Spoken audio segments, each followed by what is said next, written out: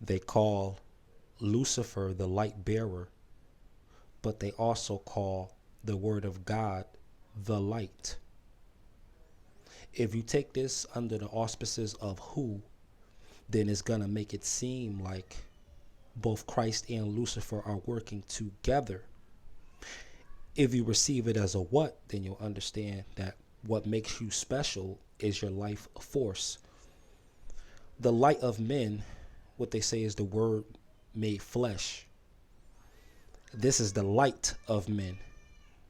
But there's a bringer of that light. The light doesn't bring itself. Somebody bears the light. Somebody brings the light. Something brings the light.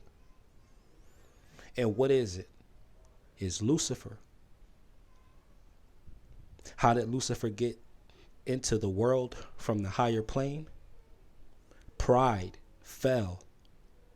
But if you're taking it on a metaphysical level, it's more like what? Fell in love, because they say heaven is within you. So how could you fall out of yourself? How could you fall onto the outside from within?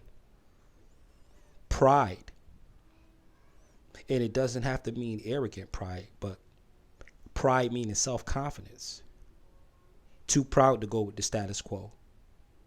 Too proud to follow something blindly. Too proud to be under subjection to something you do not understand. Too proud to do that. Not proud as in cocky, arrogant, because there's no recorded scriptures of any conversations between Lucifer and God.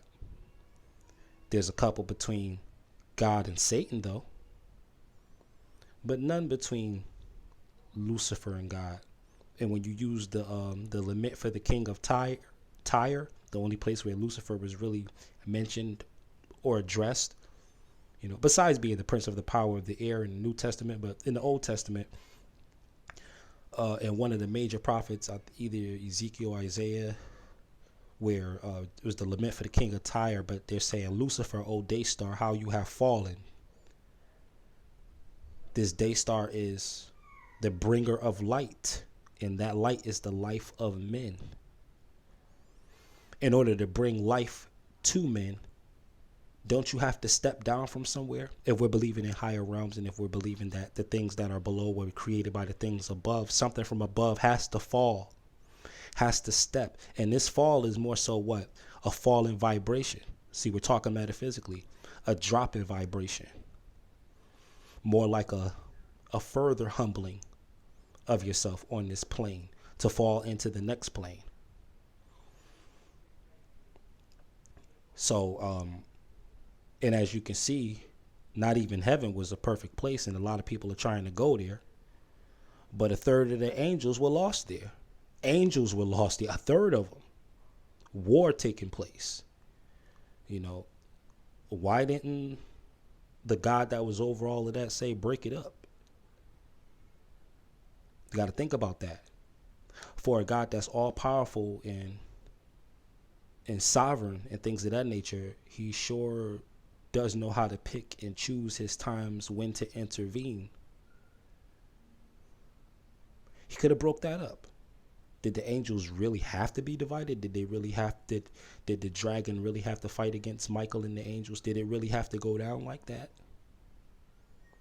Do parents let their kids fight? Do they just let them fight until one group gets kicked out the house? Is that how that goes? Is that what parents do? See, when you're considering everything, you start to get a glimpse at how to eat the meat and spit out the bones. You know which bones to spit out now, don't you? This and much more will be forthcoming. But today is the day of reckoning. So I'm going to keep coming like this because the time of reckoning is here.